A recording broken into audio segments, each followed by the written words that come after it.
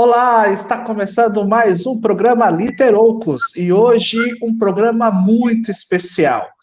Agora, às 9 da manhã, nós vamos entrevistar uma carioca que já está conosco, né? E vem trazendo assim, uma bagagem muito grandiosa.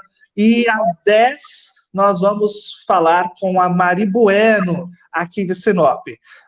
Hoje, às 9, olha aí quem já está do meu lado. Nós vamos falar com a Ana Helena Tavares. É jornalista, é membro efetivo do Conselho Deliberativo, tem 3 livros, reportagens publicados e biografias. E o que a gente vai bater um papo hoje é sobre a biografia do Pedro Casaldáliga. Seja muito bem-vinda, Ana Helena. Como é que tá o Rio aí? Obrigada pelo convite mais uma vez. Bom dia a todos que estiverem assistindo ao vivo, né? Só queria fazer um comentário porque você falou membro efetivo do Conselho Deliberativo e não falou de onde, né? É verdade. Deliberativo da ABI, da Associação Brasileira de Imprensa. Com muita honra, sou conselheira da ABI, né? Então, é isso. O Rio está chuvoso, como a maioria do país, né? Mas a nossa preocupação maior não é com a gente que estamos aqui abrigados, né? O problema é a população de rua que, infelizmente, está aí sem teto, né? E são muitos, infelizmente, no Brasil de hoje, né? É verdade, é verdade. Seja muito bem-vindo. O nosso programa Literoucos, ele está agora no ar, no programa Literoucos da Top Cabo, canal número 8, aqui de Sinop região, na TV a cabo, também pelo Facebook da Top Cabo, e depois vira podcast, viu, Ana Helena? Que aí você pode mandar para o pessoal ouvir um pouquinho. Maravilha. Tá certo. Ana Helena, a gente sempre começa, na verdade, com uma pergunta bem chave. O que é literatura para você? Olha, o Alex, né? Posso chamar de Alex, né? Pode. Alex, eu tenho uma relação com a literatura que é uma relação de mistura de literatura e jornalismo, né? Porque eu fiz letras na UFRJ, né? Fiz português, literatura na Universidade Federal do Rio de Janeiro, não cheguei a concluir, né? E eu não cheguei a concluir porque eu achava que a faculdade de letras era muito voltada para a formação de professores. E eu não queria ser professora, então eu acabei indo fazer jornalismo, né? E os desígnios do destino acabaram me levando a encontrar o chamado jornalismo literário, né? Que é a escola norte-americana do Gay Tennessee, Tom Wolfe, né? Que lá eles chamam de New Journalism, né? Então, eu comecei a fazer uma série de entrevistas, inclusive, vocês podem ver aqui na minha parede que tem muitas fotos, né? E muitas dessas fotos são fotos de entrevistas que eu fiz, né? Fiz presencialmente, né? Não era no momento de pandemia, então a gente podia se encontrar, a gente podia se abraçar e podia tirar fotos, né? E aí, essa série de entrevistas, ela acabou sendo publicada em livro. Não porque eu tivesse feito ela para ser publicada em livro, mas porque depois me orientaram. Olha, você está fazendo uma série de entrevistas com muitas pessoas importantes e tal, reúne tudo e faz um livro. E foi assim que nasceu o meu primeiro livro, que é O Problema é Ter Medo do Medo, o que o medo da ditadura tem a dizer à democracia, da editora Revan, que foi lançado em março de 2016. São 26 entrevistas com pessoas de diversas áreas que lutaram contra a ditadura militar, inclusive o Pedro Casaldáliga, que eu conheci nessa época. Eu conheci por causa desse trabalho sobre a ditadura. E aí, quando esse livro foi publicado, eu comecei a perceber, né, que eu poderia fazer jornalismo em livro, né? Eu poderia contar histórias reais, né, com as técnicas do jornalismo, né, fazendo entrevistas, apurando documentos, mas usando o rebuscamento da literatura, não é? Usando palavras escolhidas de forma mais cuidadosa, né, de forma mais literária, né? O Guy Telesi, que é um dos pais do chamado novo jornalismo, o jornalismo literário nos Estados Unidos, ele fala muito sobre a importância de ter cuidado com os sentimentos das pessoas, né? E aí, hoje em dia, literatura, para mim, essa literatura misturada com o jornalismo, essa fronteira que eu trabalho, né, na corda bamba entre literatura e jornalismo, é usar as técnicas jornalísticas, mas, ao mesmo tempo, tendo um cuidado com as palavras, tendo um uso, inclusive, livre de metáforas ou de vários tipos de figuras de linguagem, né, que no jornalismo tradicional não seriam comumente usadas, né? Então, eu inverto, de repente, a ordem, em vez de começar o título, como no jornalismo tradicional se faria, fazendo um lead que conta toda a história, né? Eu inverto o que estaria no final, alguma frase que estaria no final, eu coloco no início, né? Eu monto o texto de uma forma mais literária, nesse sentido, mais livre, né? E, ao mesmo tempo, eu uso de um rigor jornalístico na apuração para contar histórias reais, né? Então, é um processo muito... eu não diria meu, né, mas que eu descobri ao longo do tempo. É um processo que várias pessoas utilizam, mas que eu fui descobrindo com o trabalho mesmo, ao longo do meu trabalho. Tá certo. E magnífico trabalho. E aproveitando, então, esse engate que você já deu no seu primeiro livro, né, sobre essas entrevistas que você fez a respeito da democracia, da ditadura, né? Eu vou trazer uma provocação aqui de Milor Fernandes, que ele diz o seguinte: democracia é quando eu mando em você, ditadura é quando você manda em mim. E aí, o que você acha dessa frase? Olha, é provocativa, né? Porque, na verdade, todos nós temos um ditador interior, sabe, Alex? Ah, legal. Eu acho que todos nós lutamos o tempo todo contra esse ditador interior, né? Então, quando alguém nos contraria, né, nós tendemos a dizer que aquela pessoa está sendo ditatorial conosco. Mas quando nós é que queremos impor a nossa verdade, né, aí nós vamos dizer que nós, então, estamos, teoricamente, sendo democráticos. O Pedro Casaldáliga, ele conseguiu resolver isso muito bem ao longo da vida dele, né? Ele sempre foi uma pessoa de todas as decisões que ele tomava em São Félix do Araguaia, ele fazia uma assembleia, né? Então, eram chamadas assembleias do povo, né? E muitas vezes as vontades dele eram contrariadas, mas ele respeitava a decisão da maioria, né? Então, um exemplo, ele morava numa casa muito grande quando ele chegou em São Félix do Araguaia. Não era essa casa simples que ele morou agora nos últimos anos e que todo mundo, a maioria das pessoas conheceu.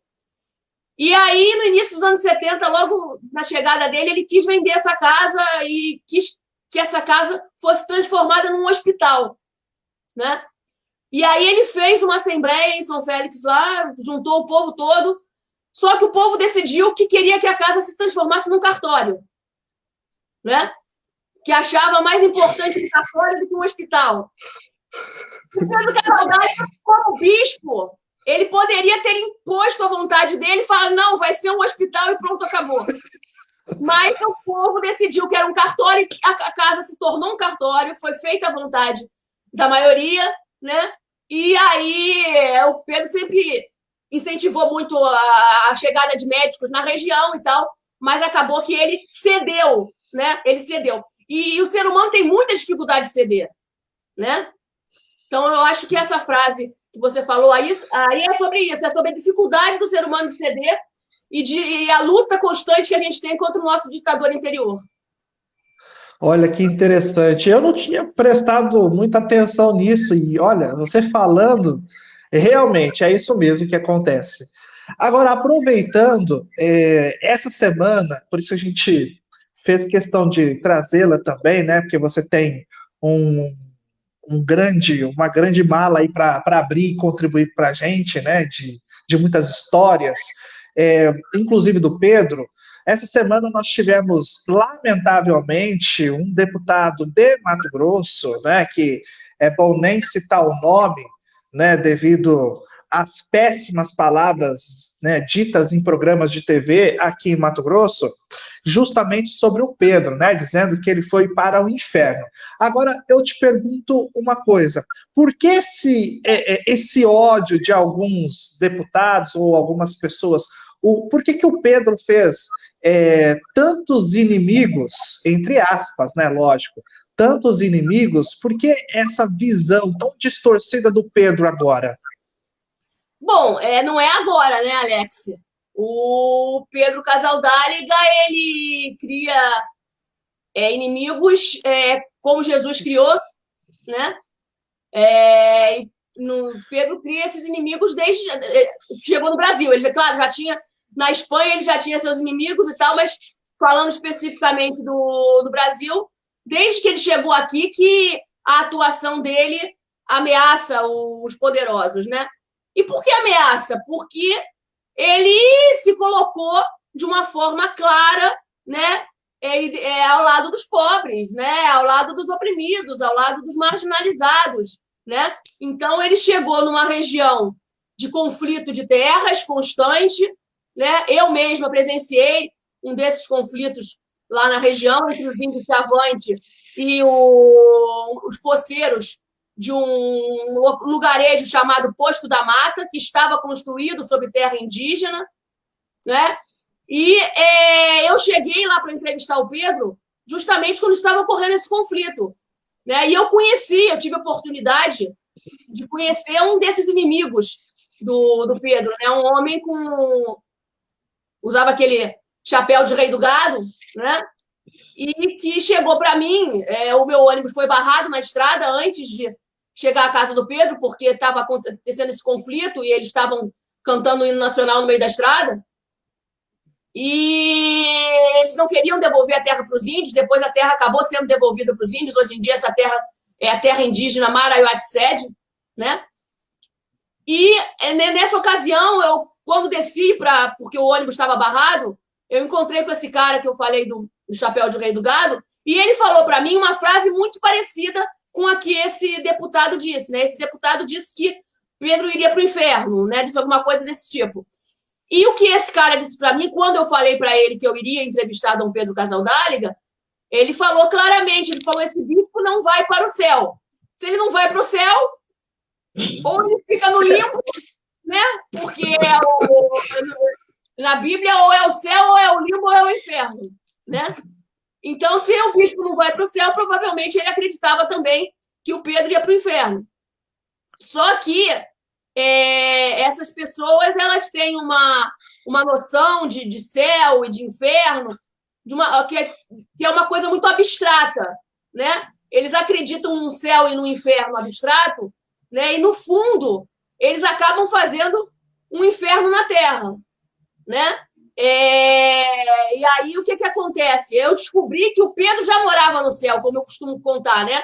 A casa do Pedro já era o céu. Quando eu cheguei lá, eu percebi que era uma energia muito profunda, muito forte, muito iluminada, e ali já era o céu.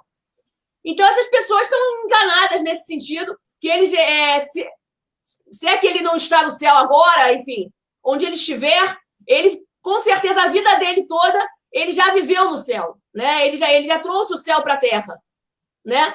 E essas pessoas, elas são pessoas que têm medo da liberdade do ser humano, né? O Pedro sempre lutou contra o trabalho escravo na região. Lá, o Pedro fez várias denúncias de trabalho escravo. Uma das primeiras denúncias de trabalho escravo na época da ditadura foi do Pedro, que ele escreveu o documento, quando ele era padre ainda, em 1970, ele escreveu o documento Escravidão e Feudalismo no Norte do Mato Grosso, né? Então, e depois, quando ele se tornou bispo, em 71, ele escreveu Uma Igreja da Amazônia em Conflito com o Latifúndio e a Marginalização Social, né? Então, é claro que ele iria ameaçar, né, essas pessoas que têm terras a perder de vista, né? Eu sempre me impressionei muito quando ia lá para o Araguaia, as várias vezes que eu fui lá. A gente anda e vê terra, terra, terra, terra, terra. E aí você pergunta de quem é essa fazenda. E é sempre da mesma pessoa, né? Então, é uma acumulação de terra muito grande, que o Pedro sempre lutou contra isso, né? O Pedro lutou sempre para que a reforma agrária fosse uma realidade, que todos tivessem terra. Então, é óbvio que sempre foi uma ameaça para os latifundiários, né? E Pedro também sempre lutou muito por educação de qualidade, né? Pedro implantou, na época da ditadura militar, em diversas escolas lá na região de São Félix, o método Paulo Freire, né? De ensino de educação de adultos, né? Então, é óbvio, a alfabetização sempre foi uma coisa que ameaçou muito, né, os poderosos, né? Se todo mundo nós fôssemos um povo realmente educado, realmente capaz de interpretar textos e interpretar a realidade, né? O Brasil seria outro, né? Então, essas pessoas têm muito medo disso, realmente, e eu entendo que elas tenham medo disso, né? Nossa, eu estou arrepiado aqui, um bate-papo muito gostoso e você trouxe uma coisa muito linda, né? O Pedro trouxe o céu para a terra. Olha que coisa linda, gente. E você falando, né? A gente percebe como ele foi sensível, né, às pessoas. E aí você vê um deputado indo à TV distorcendo, levando informações, quer dizer, não levando informações, mentiras, né? Mentiras. A gente começa a entender até que ponto vai esse ser humano, né? Que coisa. Sei lá, não consigo nem falar esse deputado, né? Esse tipo de pessoa que vai para a TV e mostra isso. Né? Assim, é surreal. Mas nós estamos recebendo vários recados aqui. Nós temos o Marcos Silva, né, dizendo: muitos têm esse desejo infernal de julgar as pessoas, porém muitas pessoas não admitem serem julgadas. Tem o Valdemar Júnior dizendo bom dia, tem o Edson Flávio dizendo muito bom ouvir a Ana Helena Ribeiro, né? E aos poucos. Um beijo pro Edson. O Edson Flávio me recebeu lá em Cáceres, né? O Edson é uma grande figura, um grande amigo, querido. Beijo para ele. E um abraço também para todo mundo. Né? Um prazer. Tá certo. Nós estamos com. Oi?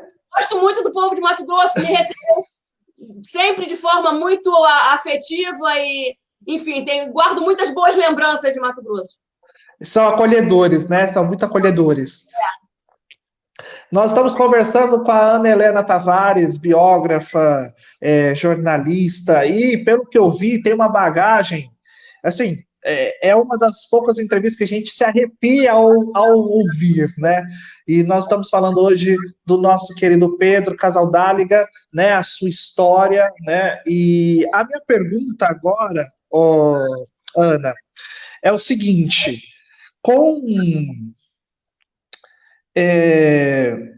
qual foi o maior desafio do Pedro? Você já contou algumas coisas aí, mas assim, qual foi aquele desafio que ele realmente falou para você, Ana?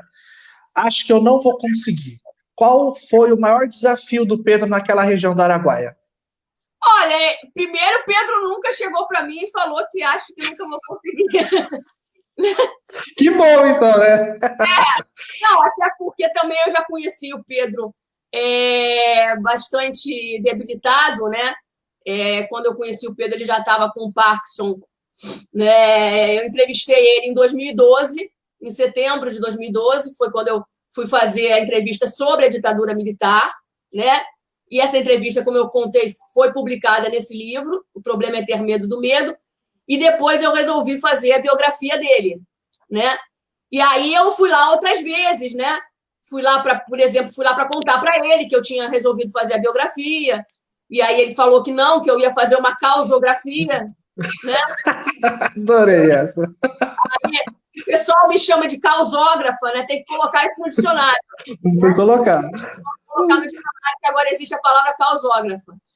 E aí, o que acontece? Eu acho que o Pedro teve muitos desafios na vida dele, né? Tanto é que o título do livro se chama Um Bispo contra Todas as Cercas, né? Porque o Pedro foi uma figura que realmente abraçou, né? Tudo que é ligado aos direitos humanos, né? O Pedro se envolveu, né? Ele ficou muito conhecido como o bispo ligado às causas da terra, né? Da defesa da reforma agrária, da defesa das causas indígenas, né? E da luta contra a escravidão, como eu comentei aqui. E tudo isso foram grandes desafios, né? Na vida dele, né? Mas eu acho que um desafio que vale a pena citar, né? Foi o desafio realmente de unir, como eu digo no livro, Pedro conseguiu unir a romaria com a sacristia, né? Pedro conseguiu unir a ação com a oração, né? Eu acho que isso é um desafio para todo cristão, né? Os cristãos fundamentalistas, de forma geral, né, acreditam somente na oração e que a oração vai resolver todos os problemas. Então, por exemplo, nesse cenário da pandemia, você vê uma pessoa na rua sem máscara, né? Aí, de repente, você vai perguntar para ela por que você está sem máscara. Aí ela, de repente, vai dizer para você assim, mas Deus vai me proteger, né? Só que ela não percebe que aquela máscara é um instrumento que Deus mandou para a Terra para proteger ela, né? Então, unir a oração com a análise concreta da realidade é um desafio para os cristãos, né? Não se afastar da análise da realidade em nome de um céu abstrato, né? Então, por exemplo, tem uma passagem bíblica que eu tenho citado muito, que é a passagem do início da Arca de Noé, né? Que se Noé não tivesse feito a arca, ele teria morrido no dilúvio, né? Se ele só tivesse ficado orando, ele orava, claro, mas ele percebeu que fazer a arca era um sinal de Deus para que ele se salvasse. Hoje em dia, muita gente morreria sem fazer a arca, né? Que ficaria achando que bastaria orar. E o Pedro Casaldáliga, ele era um homem de muita oração, ele tinha uma capela dentro da casa dele, existe, tá lá nessa capela dentro da casa dele. Ele era apaixonado por São Francisco, né? Ele era apaixonado por Nossa Senhora Aparecida, né? Ele orava muito, estava sempre diante do Altíssimo orando, mas, ao mesmo tempo, ele era um homem de ação, né? Então, teve um dia que um militar invadiu a casa dele durante a ditadura, né? A prelazia de São Félix do Araguaia sofreu três intervenções militares durante a ditadura. E uma delas, a casa do Pedro foi revirada, os militares entraram lá dentro e tal, e o militar chegou para o Pedro e falou: o senhor é um bispo, o senhor tem que cuidar das almas, né? E aí ele falou: eu cuido das almas, mas eu nunca vi nenhuma alma passar por aqui com fome, né? Olha, gente. Então, o que ele estava querendo dizer? Que ao mesmo tempo que ele cuidava das almas e tinha muita fé, ele tinha o dever de cuidar também dos corpos, né? E não permitir que as pessoas passassem fome, que as pessoas passassem frio. Logo no início do programa, eu comentei que hoje está um dia frio e que tem muita gente na rua, né? Então, não é só ficar orando para que essas pessoas saiam da rua por obra e graça do Espírito Santo, né? O Espírito Santo, ele nos ilumina, né, para que nós façamos trabalhos e distribuamos, de repente, cobertores. O trabalho que, por exemplo, vamos citar aqui o padre Júlio Lancelotti, da Pastoral de Rua de São Paulo, né, que é um homem de muita oração. Eu tive a oportunidade de estar na casa dele, eu tive essa oportunidade. Tem vários santos lá na casa dele, ele ora muito e tal, mas, ao mesmo tempo, ele vai para a rua para poder cuidar da população de rua, né? E o Pedro Casaldáliga, ele conseguiu fazer isso. Então, eu acho que isso é realmente um desafio de todo cristão. É orar e, ao mesmo tempo, agir, né? É estar na sacristia, mas é estar também na romaria, né? No meu livro, eu cito uma frase que o Nelson Rodrigues fazia com relação ao Dom Helder Câmara. O Nelson Rodrigues chamava o Dom Helder Câmara de padre de passeata, né? Porque o Dom Helder era envolvido com questões políticas e tal. E eu digo que o Pedro Casaldáliga também é um padre de passeata, mas eu chamo ele de padre de romaria, né? Porque ele criou, né, a Romaria dos Mártires da Caminhada, né, que acontece lá em Ribeirão Cascalheira de tempos em tempos, né? E ele era esse homem que ele ia para a Romaria, ele ia falar dos mártires, mártires que muitas vezes não eram mártires católicos. Ele chamava de mártir Chico Mendes, ele chamava de mártir Vladimir Herzog, né?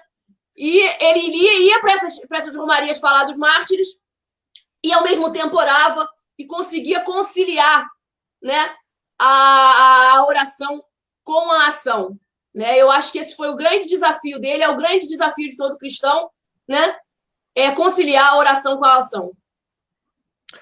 Você acha que ele venceu em todas as suas buscas e ele tinha alguma resistência dentro da igreja, da própria igreja? A própria igreja teve alguns espinhos com ele ou não? É a grande resistência que a igreja tinha e tem com esse tipo de padre ou bispo que tem uma fé encarnada na realidade, né? Que ali a oração e a ação, como eu falei aqui, é porque são pessoas que não querem simplesmente dar a roupa para os pobres, dar a comida para os pobres. Elas querem um mundo em que não haja pobres, né? Então, elas querem um mundo em que todos possam comer, elas querem um mundo em que todos possam se vestir, elas querem um mundo em que os estrangeiros não sejam impedidos de entrar em lugar nenhum, né? Pedro não acreditava em fronteiras, né? É o que diz em Mateus 25, né? Estive preso e foste me visitar, né? Era estrangeiro e me destes abrigo, né? E isso incomoda realmente muito, ainda muita gente, e inclusive dentro da própria igreja, né? O Pedro, ao mesmo tempo em que ele foi protegido pela Igreja Católica, poucas pessoas sabem, mas o Papa Paulo VI, vai estar contada essa história no livro, o Papa Paulo VI recebeu uma visita de Dom Paulo Evaristo Arnes. Dom Paulo contou para ele a situação do Pedro, que ele estava sendo muito perseguido e tal, e o Papa Paulo VI respondeu: diga lá no Brasil que mexer com o bispo do Araguaia é mexer com o próprio Papa, né? Mexer com Pedro Casaldáliga seria mexer com Paulo VI. Aquela coisa de amigo, né? Mexeu com ele, mexeu comigo, né? E o Papa disse isso com relação ao Pedro. Então, ele ofereceu essa proteção e aquilo ali inibiu muitas perseguições dentro da igreja. Isso foi logo no início dos anos 70, né? Porque depois veio o João Paulo II, né? Foi antes do João Paulo. Foi o Paulo VI. E aí, acontece que mesmo assim, houve perseguições por parte de gente da igreja, como eu posso dar o exemplo aqui do Dom Geraldo de Proença Sigor, né? Que era o arcebispo de Diamantina, em Minas, e que fez várias denúncias de que o Pedro Casaldáliga e o Dom Tomás Balduino, que era o bispo de Goiás, eles eram a infiltração comunista dentro da igreja, né?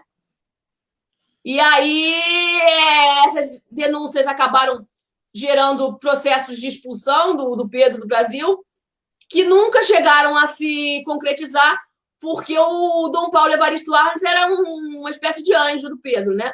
Dom Paulo, em todas as vezes que tentou se expulsar o Pedro do Brasil, Dom Paulo interveio, né, com o seu grande prestígio na época, né, de arcebispo cardeal de São Paulo, né?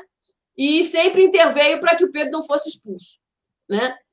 Então, havia essa balança, havia aqueles que tentavam puxar o tapete, né, dentro da igreja, havia aqueles que protegiam o Pedro, né? E os que protegiam acabaram saindo vencedores nessa queda de braço, né? Porque o Pedro nunca foi expulso do Brasil, né? O Pedro nunca também chegou a levar nenhuma bala na cara, né? Ele acabou morrendo aos 92 anos, já bastante idoso e debilitado e tal. Agora, essa coisa de vencedor e perdedor, né? Isso deu, inclusive, uma polêmica quando eu estava fazendo os trabalhos de entrevistas para a biografia, porque eu me lembro que eu entrevistei o padre Júlio Lancelotti, né, que eu já citei aqui, e o padre Júlio, ele, dentro da tradição cristã, ele considera que ele próprio e o Pedro Casaldáliga e essas pessoas que lutam por um mundo mais justo e tal, como Jesus lutou, são perdedoras, né? São fracassadas, como Cristo foi, né? Teologicamente, entende-se que Cristo foi um fracassado, morreu na cruz, né? E depois ressuscitou, e aí, na glória, ele venceu, né? Aí depois, logo depois de entrevistar o padre Júlio, foi no dia seguinte, eu estava em São Paulo e fui na casa do José Genuíno, ex-guerrilheiro, né? Que é o único guerrilheiro da guerrilha do Araguaia ainda vivo, né? E aí também conversei com o Genuíno sobre a história do Pedro Casaldáliga, também tomei uma entrevista dele, tem algumas declarações do Genuíno no livro. E aí ele fala, não, mas eu não concordo, não. Eu acho que o Pedro Casaldáliga foi um vencedor, né? Eu acho que o Pedro, todas as lutas que ele travou, aí o Genuíno, inclusive, citou a Constituição de 1988, né?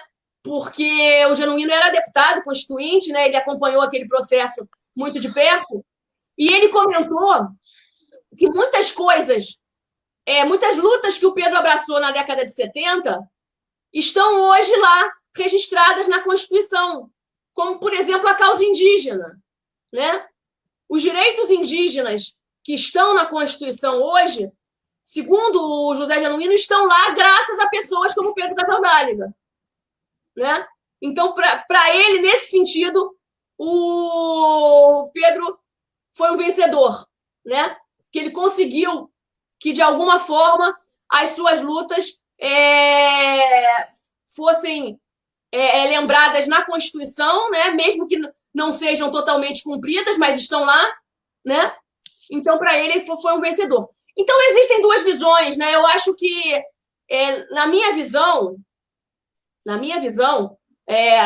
apesar, eu hoje realmente sou cristã, acredito, inclusive, que eu tenha, de certa maneira, sido convertida assim, de forma definitiva pelo Pedro Casaldáliga, entendeu? O Pedro me levou a ser uma cristã,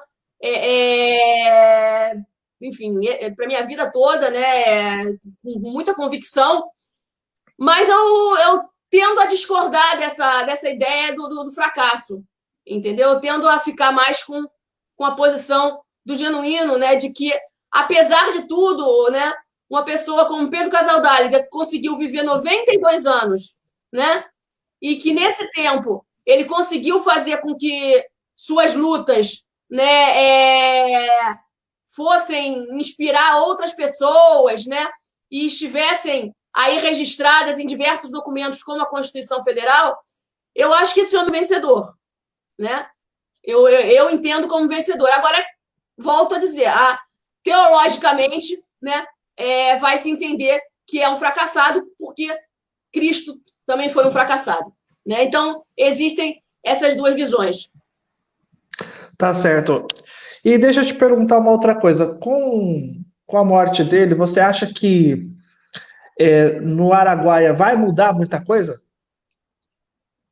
Vai ter alguém que vai continuar? Como que você vê esse processo?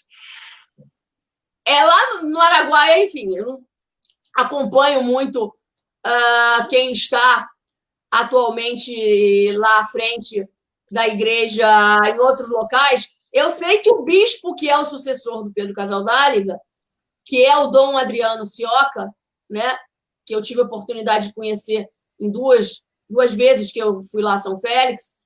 O Dom Adriano é uma pessoa que, apesar de não ser talvez de linha de frente, como era o Pedro, né, de tanto enfrentamento, mas é uma pessoa que tem ideias muito semelhantes à do Pedro, né?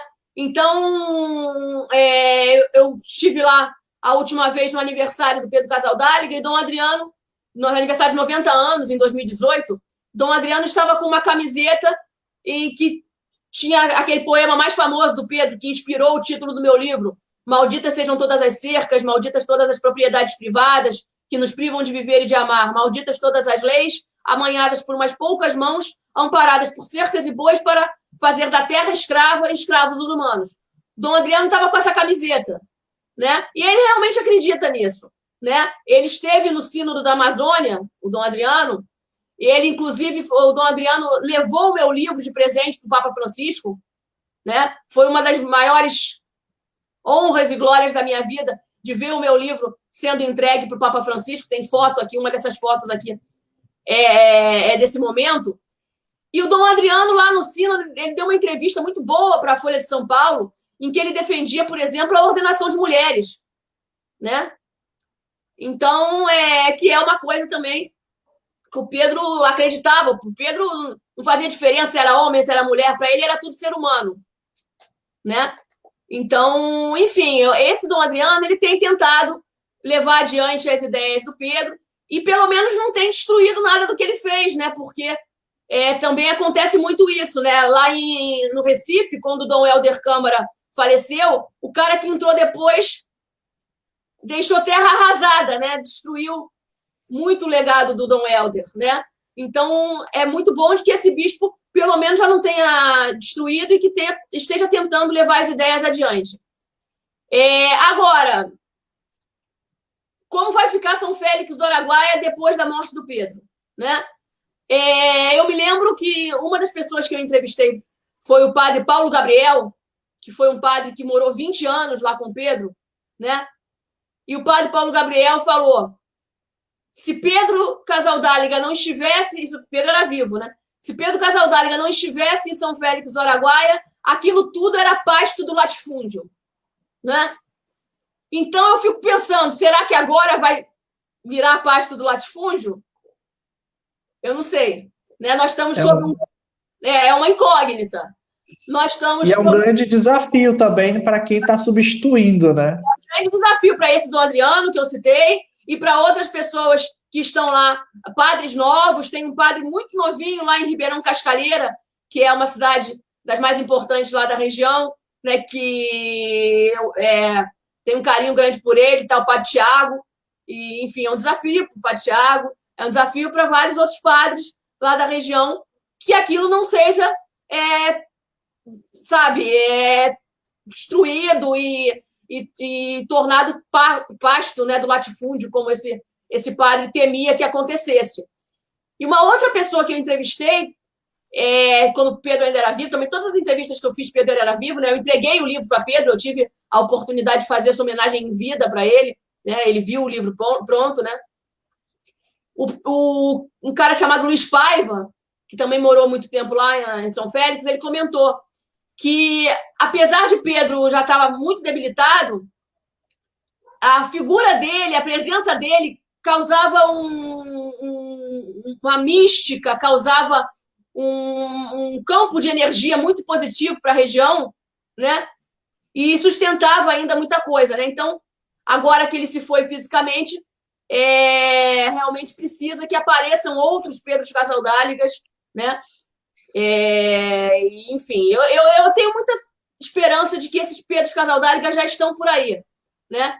Mas que a gente precisa ter olhos para ver, né? A Bíblia fala: quem tiver ouvidos que ouça, né? Então temos que ter ouvidos e olhos para perceber que os Pedros Casaldáligas já estão por aí e para também que nós mesmos busquemos, né, fazer o que o Pedro faria. E claro que a gente nunca vai conseguir chegar ao que ele foi, né? Ele é um homem daqueles que nascem de 1000 em 1000 anos, né? Mas a gente tem que buscar, pelo menos, seguir o exemplo de alguma forma, né? Tá certo. E agora, a sua opinião, Ana. O que você vê agora, não só na região do Araguaia, mas pelo Brasil, com essa mudança de governo, com essa mudança de olhar, com essa algeriza, muitas vezes, de pessoas que estão ali na linha de frente defendendo indígenas, defendendo pessoas que não têm terras, que não têm casa. O que você enxerga do Brasil? Eu enxergo está nublado aqui no Rio de Janeiro, né? Aqui no Rio está bastante nublado, eu enxergo nuvens muito carregadas, né? No Brasil, né? Então, eu estava falando agora há pouco que a gente precisa buscar ver onde é que estão os Pedros Casaldáligas, né? Eu escrevi um texto chamado Onde Estão os Pedros Casaldáligas, né? E nesse texto eu cito alguns exemplos, né? Por exemplo, um dos fenômenos que a gente tem no Brasil e no mundo atual é o fenômeno dos entregadores de aplicativo, né? Que são totalmente marginalizados da sociedade, são pessoas que não têm direitos, né? Um tipo de trabalho completamente precário, né? E teve um cara desses que entrou num condomínio de luxo, tempos atrás aí, até virou charge, e o cara lá do condomínio destratou ele, né? Falou umas coisas lá bem mal criadas, né? E o cara, o entregador, olhou para esse cara e falou: mas você trabalhou? Né? Ele encarou, né?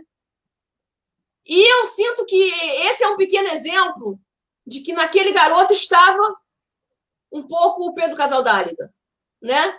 Porque o Pedro Casaldáliga, ele sempre contestou de onde vêm as grandes fortunas, né? Naquele momento, o que aquele garoto fez foi contestar de onde que vinha a fortuna do cara, né? Como é que são construídas essas grandes fortunas? São todas elas fruto da exploração do homem pelo homem, né? Então, o Pedro Casaldáliga sempre denunciava isso. Ele tinha um levantamento que mostrava que boa parte dos documentos de posse de terra no Brasil, né, uma parte considerável é falsa, né? Então, ele sempre contestou isso. Então, nós temos que continuar contestando. Como é que uma pessoa tem um pedaço de terra tão grande? Pedro chegou a dizer, quando Pedro chegou no Brasil, ele entrou numa fazenda e ele falou: meu Deus do céu, isso aqui é do tamanho da Catalunha, né? Que era da onde ele vinha, né? Ele é de Barcelona, de Balsarreni. Uhum. Como é que uma pessoa só tem um pedaço de terra do tamanho da Catalunha? Não pode, né? Não tem sentido, não pode ser fruto realmente do trabalho honesto, né? Não dá para acreditar, né, nesse conto da carrochinha, né? Entendeu? Então, tem que contestar isso. E esse garoto contestou naquele momento, né? Esse entregador de aplicativo. Eu dou outros exemplos também, como o caso lá do Quilombo, lá de Minas, né? Que recentemente quase foram despejadas várias famílias lá no meio da pandemia, né? E o suposto dono das terras que requisitava a posse é um estelionatário, né? É um cara que deve não sei quantos milhões de reais ao fisco e não paga, né? Então, e muitas dessas pessoas acham que sonegação de impostos não é corrupção, né? O próprio excelentíssimo presidente da República declarou já em vídeo, existe isso gravado, de que sonego mesmo, entendeu?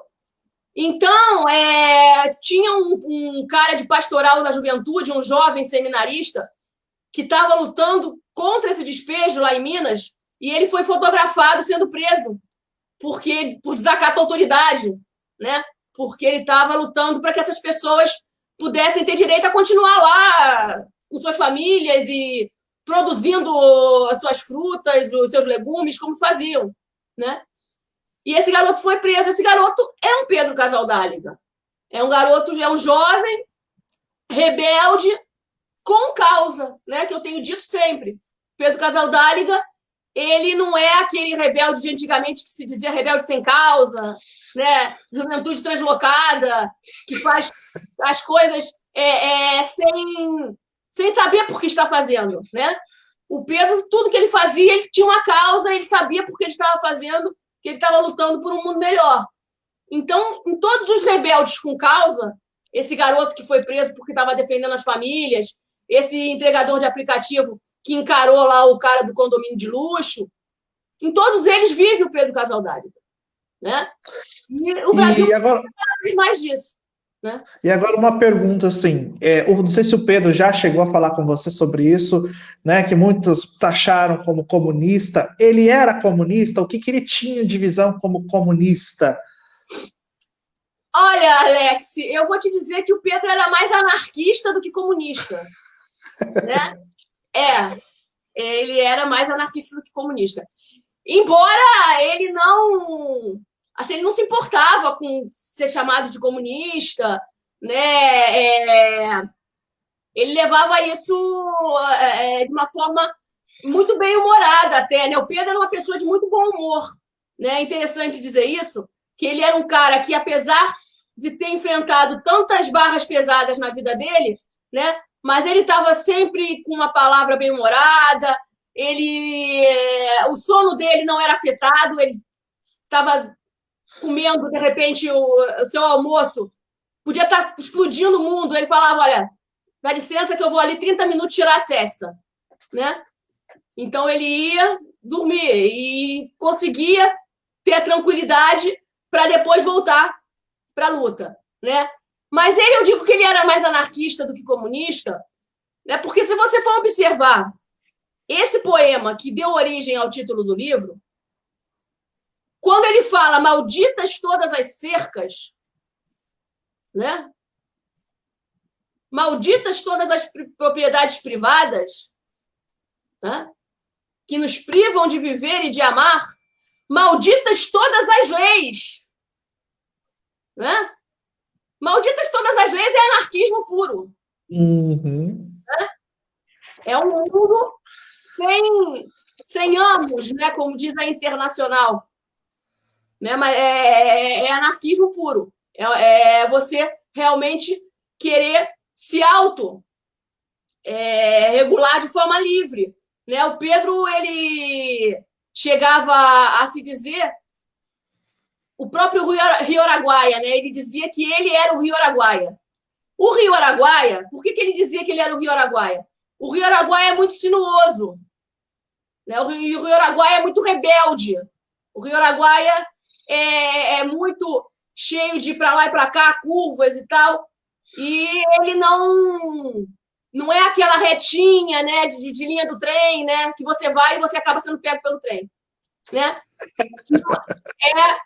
É um rio totalmente cheio de vontades próprias, né, e de curvas.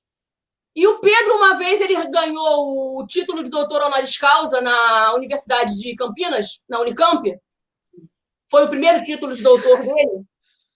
E no início, foi no ano 2000, 20 anos atrás. E ele foi lá e falou: pela primeira vez, vocês estão dando o título de doutor a um rio. Né? Aquilo é uma das frases mais bonitas, inclusive, que eu já tive notícia. Né? Pela primeira vez, vocês estão dando o título de doutor a um rio. Ele era um ser da natureza, né? A convivência dele com os indígenas e tal, ele era um ser completamente livre, né? E aí tem um poema dele que ele escreveu para a mãe dele, eu vou ver se eu consigo encontrar aqui, que é um poema que fala de liberdade, né?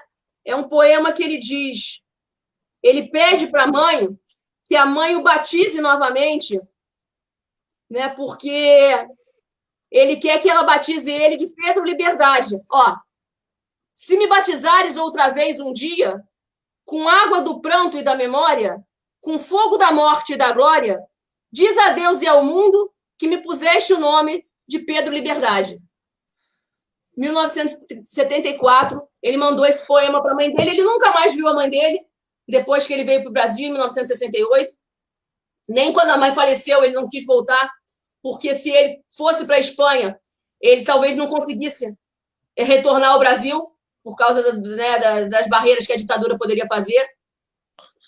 E aí ele pediu para a mãe que o rebatizasse de Pedro Liberdade. Né? Então, por isso, eu acho que o Pedro tem uma característica muito mais libertária, muito mais anarquista, né? Do que necessariamente do comunismo clássico, marxista, e tal, né? Mas ele não se incomodava. Ele não se incomodava, ele sabia como acontece hoje. Comunista praticamente virou um palavrão, você não gosta da pessoa, né? Ah, pois aquele cara é meu inimigo, né? Então eu vou chamar ele de comunista, né? Você nem se importa realmente com o sentido da palavra, né? Ou E seja, aí perdeu-se a origem, né? Perdeu-se o sentido, né? perdeu o seu sentido completamente. Então, eu digo que Pedro Casaldáliga era um anarquista, né? Era um libertário, né? E não se incomodava de ser chamado de comunista, né? E ele dizia, né? Se ser comunista é desejar o bem comum para toda a humanidade, então eu sou comunista, né? É isso mesmo.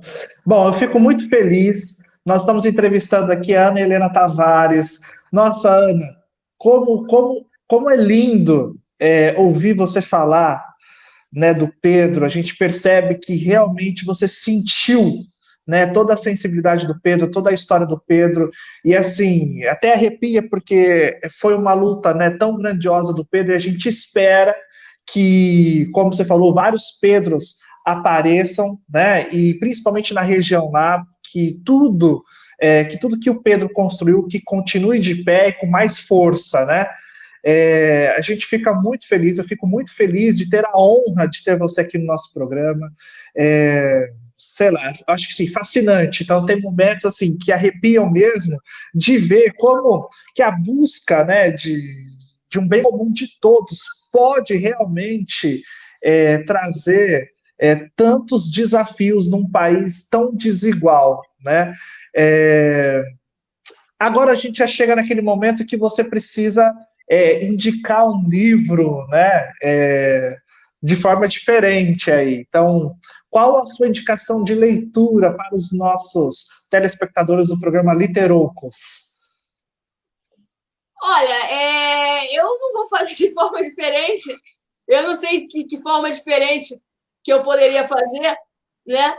Mas eu quero indicar que leiam para ler a história do Pedro na fonte, né?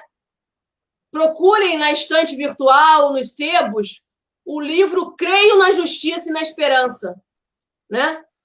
Creio na Justiça e na Esperança, Pedro Casaldáliga. É um dos livros mais bonitos que eu já li. É um livro que, aliado ao fato de eu ter conhecido o Pedro, esse livro foi uma revolução na minha vida, né? Então, eu realmente indico fortemente que procurem, né, o livro Creio na Justiça e na Esperança e se encantem, se embebedem, né, de tanta beleza. Tá certo. E nós estamos chegando ao final do nosso programa. Eu vou te dar mais um minutinho para você fazer suas considerações finais. Nós do programa Literocos, assim, estamos muito felizes, como eu já falei, com a sua participação, né? Nós temos um programa especial hoje, né? Já já vem a Mari Bueno para falar um pouquinho sobre a arte sacra, né? Ana, a palavra é tua.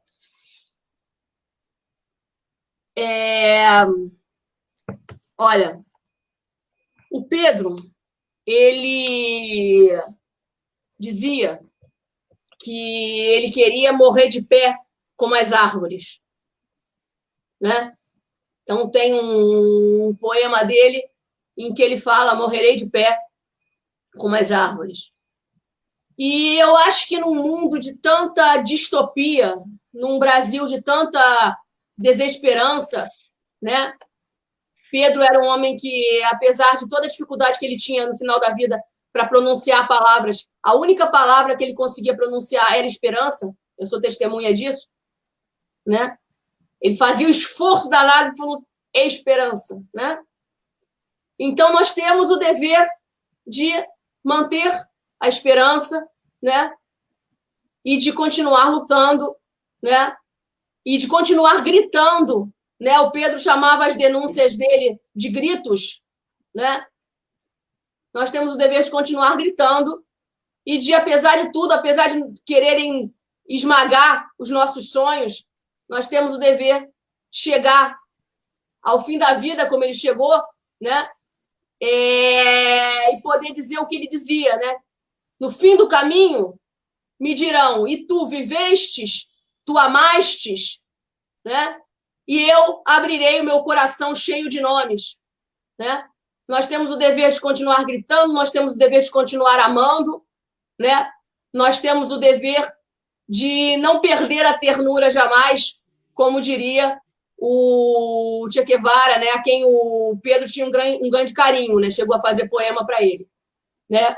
Então é isso. Continuemos gritando, continuemos amando, né? E morramos, um dia vamos morrer todos, mas morramos de pé, como as árvores. Que coisa linda, que coisa linda. Gente, muito feliz. Hoje o programa Literocos trouxe a nossa querida Ana Helena Tavares, biógrafa, né? Conheceu de perto todos os desafios do nosso Pedro, que deixou aí um grande desafio para quem o substituiu. E muito obrigado, Ana, mais uma vez. Obrigado aos telespectadores. E agora a gente vai dividir a tela com a Mari Bueno. Marcos, será que o Marcos consegue dividir a tela com a Mari Bueno para a gente fazer a transição? Mari Bueno, artista sacra, muralista, paranaense, que reside em Sinop desde 1979. Realizou exposições e recebeu 26 premiações no Brasil e em outros países, entre eles Itália, França, Alemanha, Suíça, Inglaterra, Estados Unidos, Portugal e Egito. Nossa Senhora, é um currículo imenso, né?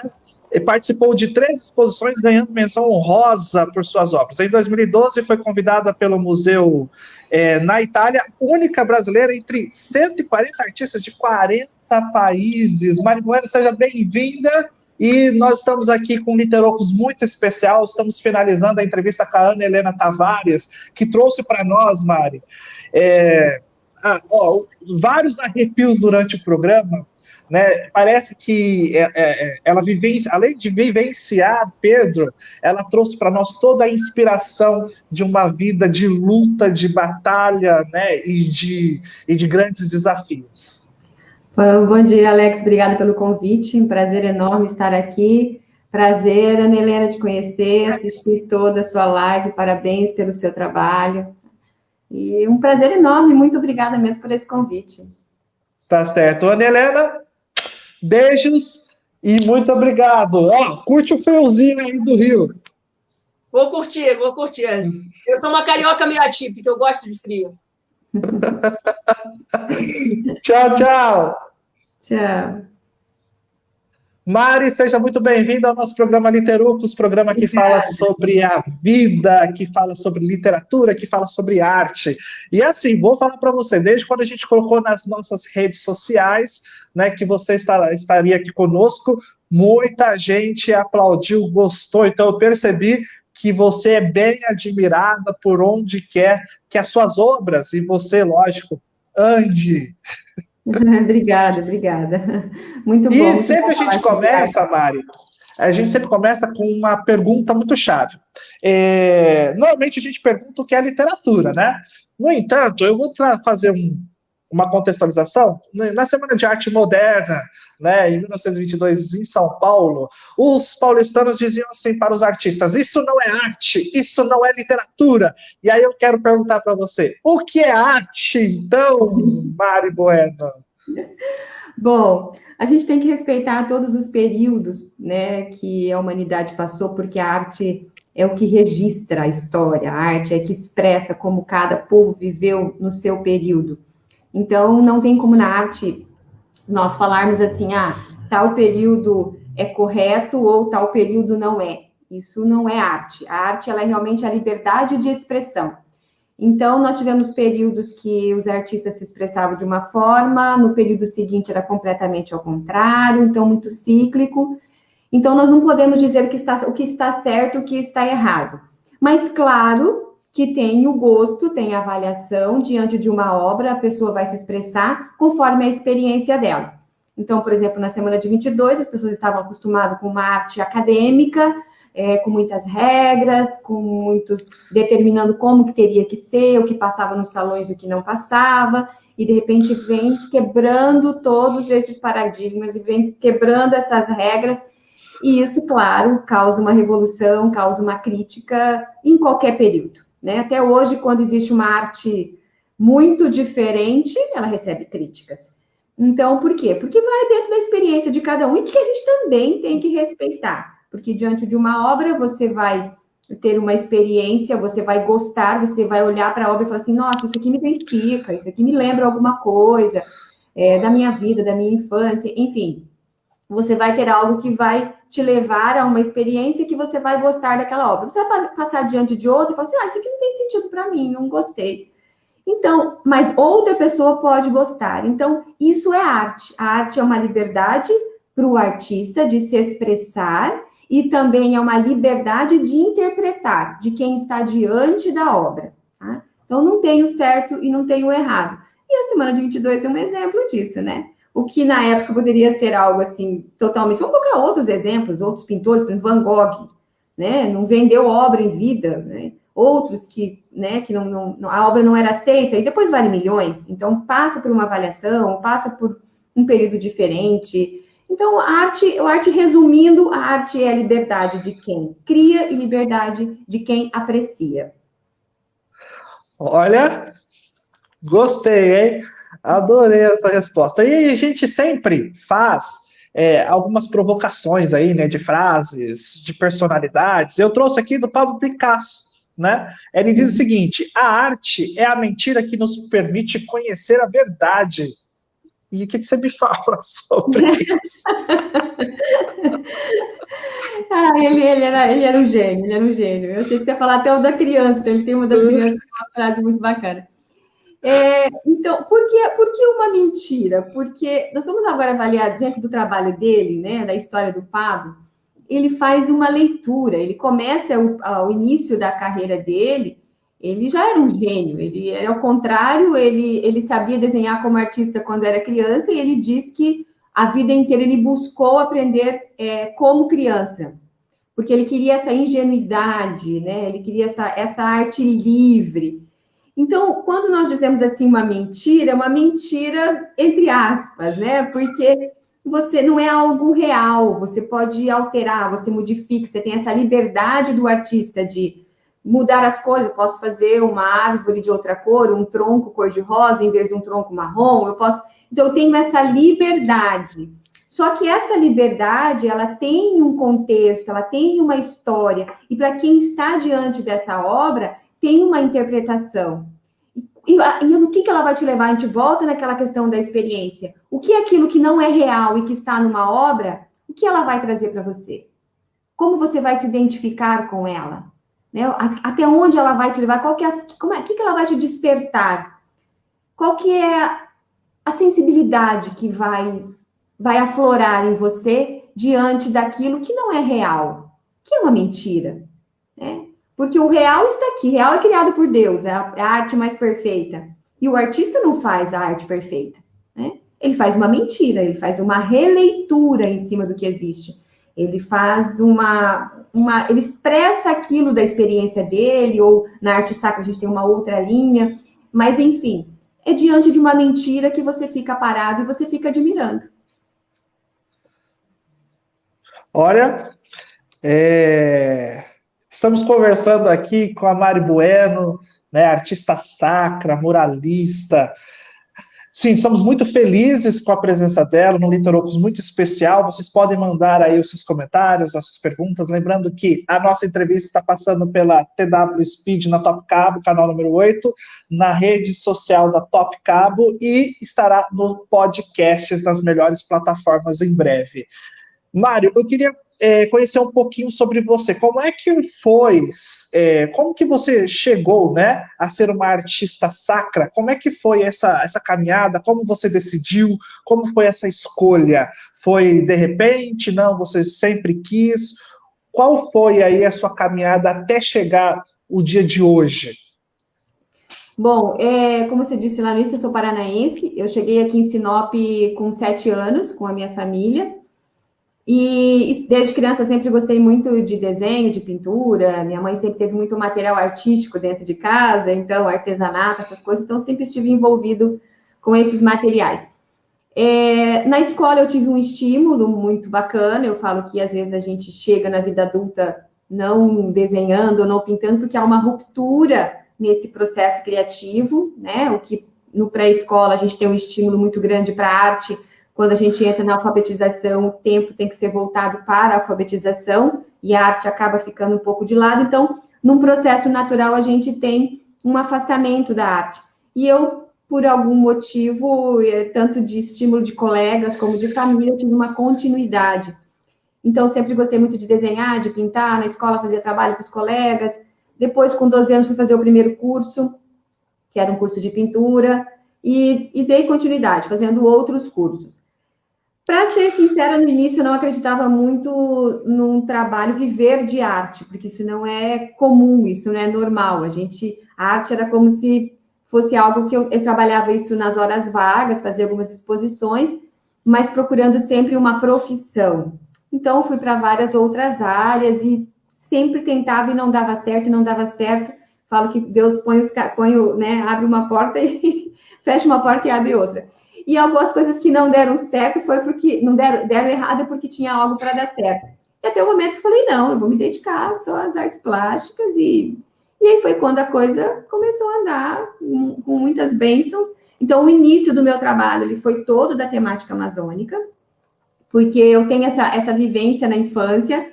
Eu saí de uma cidade do Paraná muito estruturada, toda já asfaltada. Eu ia eu estava no colégio de freira, ia para aula de piano à tarde, então uma coisa assim, bem de cidade. E quando eu cheguei aqui foi um presente, porque eu cheguei aqui, imagina, em 79 o asfalto acabava em Cuiabá, né? Eram 500 quilômetros para chegar aqui de terra. Então eu cheguei aqui e era um paraíso, porque eu andava descalço, tomava banho de rio no meio da mata, brincando na lama, enfim, aquele contato com a natureza que eu nunca tinha tido, foi uma transição, assim, e isso reflete até hoje no meu trabalho. Isso reflete até hoje. Brincando na lama, enfim, aquele contato com a natureza. Tá dando retorno aqui, parece só... Tá dando retorno. Foi uma transição, assim, e isso reflete até hoje. Vamos ver aqui, ó.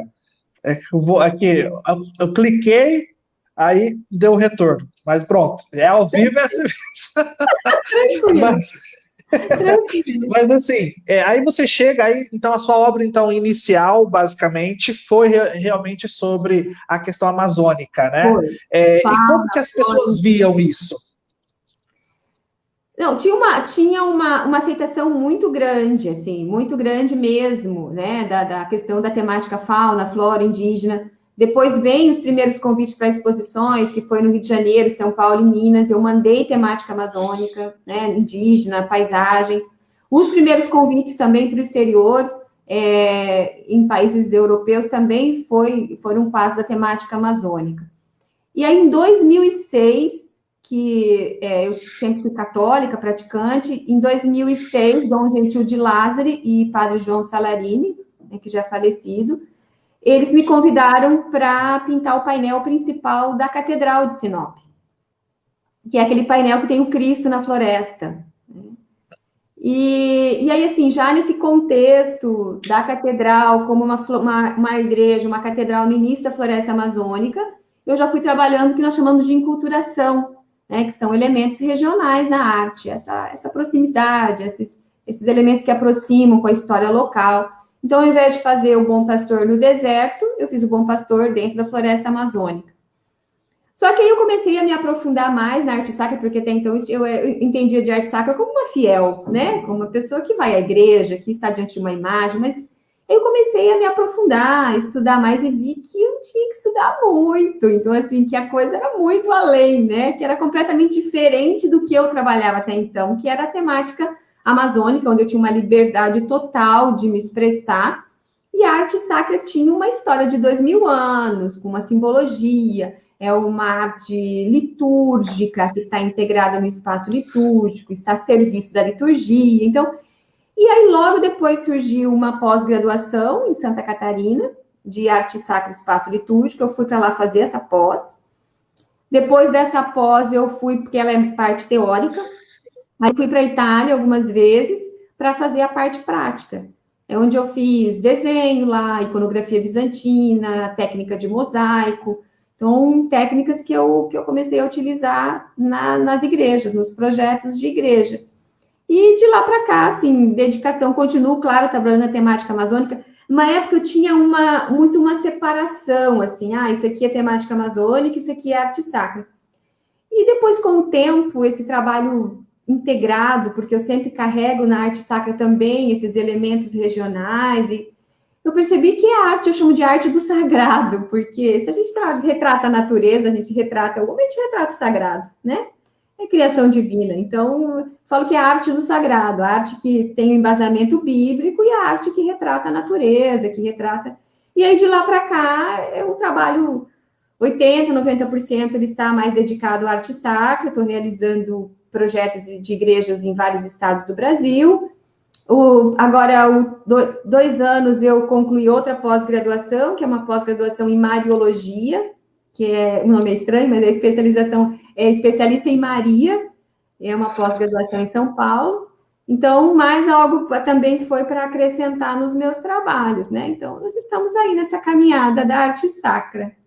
E que caminhada, hein? E que caminhada. Bom, agora, nós temos uma frase aqui do Leonardo da Vinci, mais uma vez provocando aí, ele diz o seguinte: a pintura deve parecer uma coisa natural, vista num grande espelho. É esse reconhecimento, é essa identificação que a pessoa tem que ter com a obra. E o Da Vinci tinha muito isso, né? Ele tinha muito essa busca do real, misturado com o enigma, porque as obras dele sempre tem algo que você, cada vez que você olha, cada vez que você busca, cada vez que você estuda, você encontra algo além, né? Você tem elementos que te levam a uma viagem, né? E tanto que muitas obras dele até hoje não foram totalmente desvendadas. Então, ele tinha muito isso, essa proximidade com o real. Porque, claro que um período também que ele vivia, que era o Renascimento, tinha muito essa busca.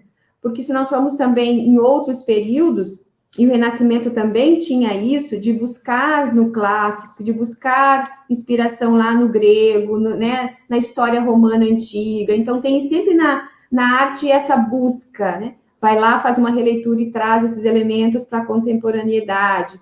Então, o Leonardo tinha muito disso. Ele trabalhava os elementos que eram na verdade, o que o Renascimento estava vivendo, que a gente sai de um período teocêntrico, que é Deus no centro, e nós vamos para um período antropocêntrico, que é o homem no centro, porque era o que eles estavam vivendo, e isso foi refletido na arte de Leonardo, foi refletido na arte de Michelangelo. Você imagina que era um período das descobertas, a América estava sendo descoberta, as ciências estavam no auge, então o homem estava como centro do universo, né? Isso reflete, isso a gente vê na arte do Renascimento, na arte de Michelangelo, na arte do Da Vinci. Então, ele buscava isso, essa natureza, esse natural, como é o homem, né? Então, engrandecendo essa figura. Se nós formos olhar outros períodos, por exemplo, românico ou o período bizantino, na arte nós temos como se fosse uma releitura. O artista não se preocupa com o real, com o natural. Ele se preocupa em passar uma mensagem, certo? Então, por exemplo, vou dar um exemplo, uma passagem bíblica. Ele se preocupa em passar naquela mensagem aquele determinado trecho bíblico. Mas ele não se preocupa com o realismo. A pessoa está com detalhezinhos que aparece à mão, exatamente como é, não. O importante é passar uma mensagem. Então, as figuras são mais simples, as linhas são mais simples. E aí a gente chega no Renascimento, onde existe uma valorização do homem, por tudo que estava vivendo no contexto histórico, no contexto social. Então, a gente acaba tendo uma arte que reflete isso, né? Esse real. E claro, ele imagina o que eles estudavam, é muito interessante, porque Da Vinci, Michelangelo, eles estudavam, e outros artistas desse período, eles dissecavam cadáveres, para tentar entender toda a musculatura, como era esse corpo, né? Então, eles estavam realmente em busca desse realismo, né? Desses detalhes. Então, essa ligação com o que era real, não com menos do que era do imaginário. Então, eles trabalhavam muito mais o real do que o imaginário. Tá? A base deles era o real. Você acha que para ser uma artista sacra especificamente, tem que ser religiosa? Se não for, fica. Se não for, fica, porque assim não tem como, sabe? Você começa a se aprofundar, você começa a estudar, e até você entende, você consegue separar o que é história, igreja, homens, do que é história, igreja, Deus, que acho que isso é importante. E essa caminhada para a criação da arte sacra, como eu já disse antes, que tem uma regra, que tem um embasamento, que tem uma simbologia. Na arte sacra tudo tem um significado. Cada cor que eu coloco lá tem um significado, tem uma história, tem uma catequese, tem um elemento que é para evangelizar. Enfim, tudo isso tem um sentido. Então, a arte sacra, ela te envolve. O crescimento do artista dentro da arte sacra não é um crescimento técnico somente, mas é um crescimento espiritual. Porque antes de eu criar uma imagem, ou fazer um projeto de uma igreja, eu primeiro vou para a parte teórica. Eu vou para o meu estudo teórico. Eu vou para as leituras, eu vou para entender aquele contexto, o porquê daquilo, qual vai ser a linguagem daquele espaço litúrgico, qual vai ser a linguagem daquele espaço sagrado. Tem que ter uma unidade, né? Como eu disse anteriormente, o início da arte sacra, que lá nas catacumbas, principalmente em Roma, surgiu como uma forma de catequese para as pessoas que não sabiam ler e escrever. Então, as imagens nas paredes era uma forma de colocar em imagem o que estava nas palavras, e as pessoas não sabiam ler.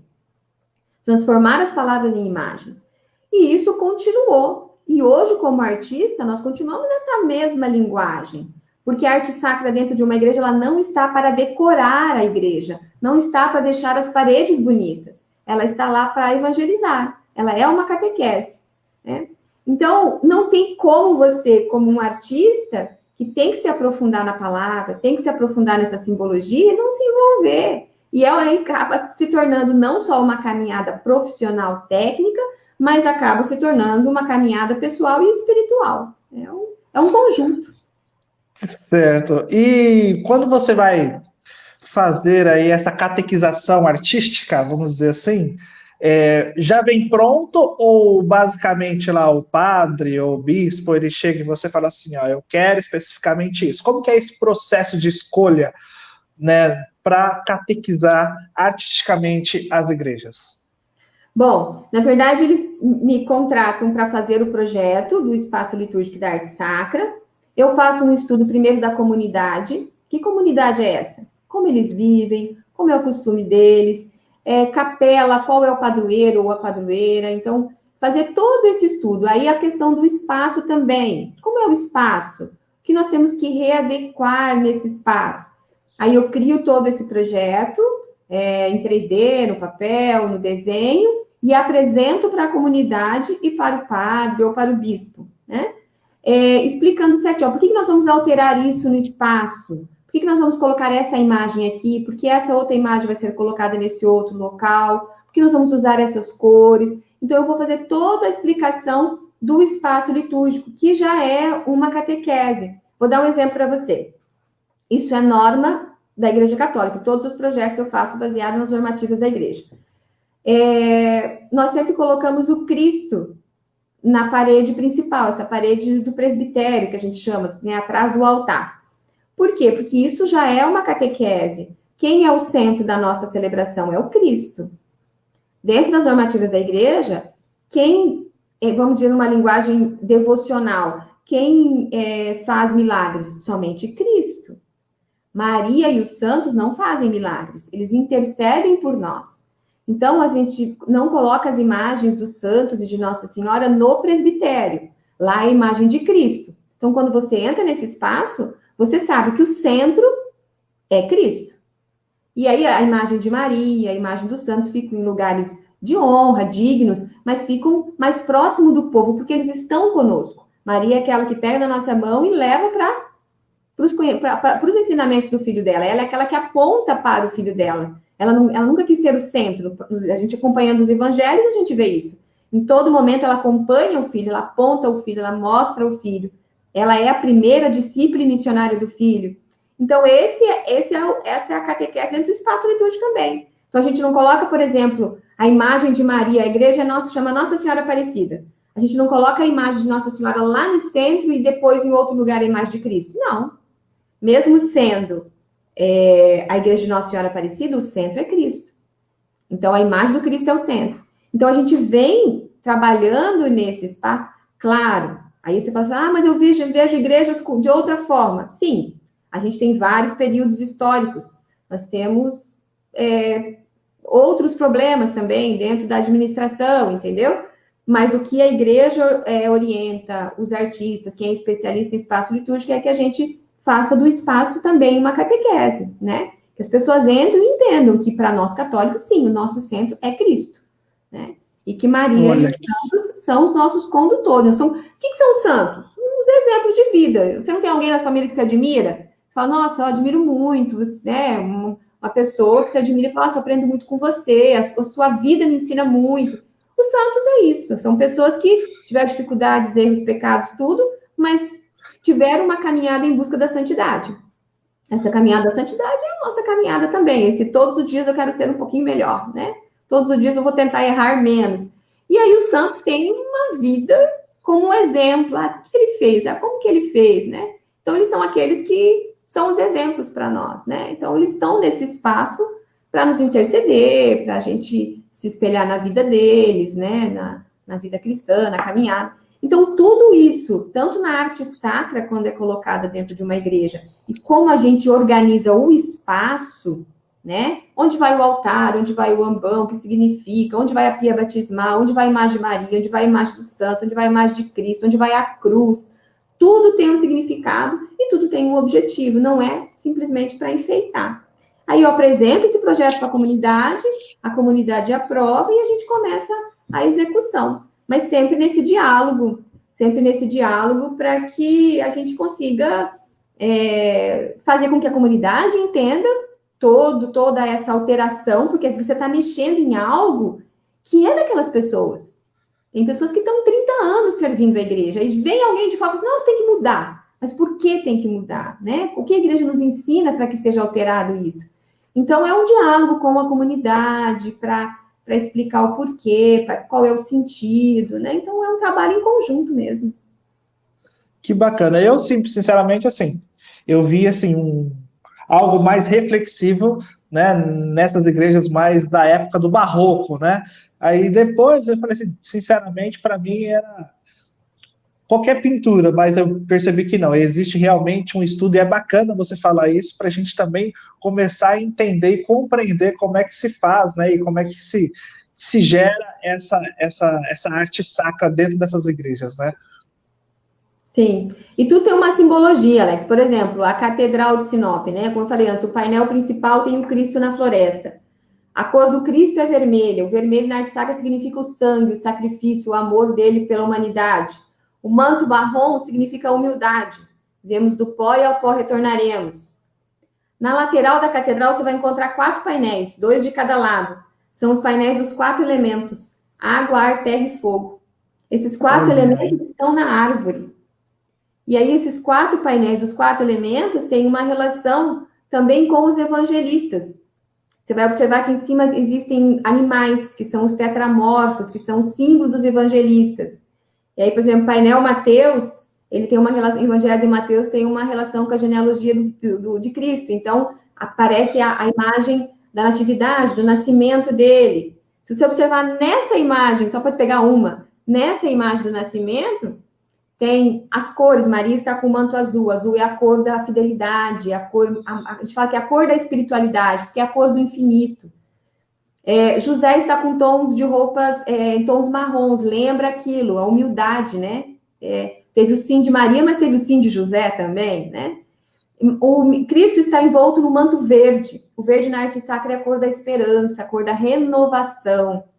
Então, vem todo esse sentido. O fundo é completamente escuro, porque da escuridão nasceu a luz. Então, Cristo está na frente, né? Então, tudo tem uma simbologia, tudo tem um porquê em todos os painéis lá dentro, e todos estão ligados com a questão dessa catedral no início da floresta amazônica, né? Essa simbologia da utilização da natureza.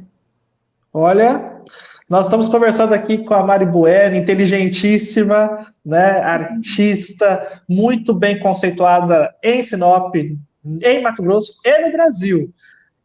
Mari, você acha que a pintura é a poesia em palavras? É sim. Eu falo que é a concretização dessas palavras, né? Ela é a poesia porque a poesia ela leva uma transcendência. E o objetivo da imagem também é a transcendência. É você ir além.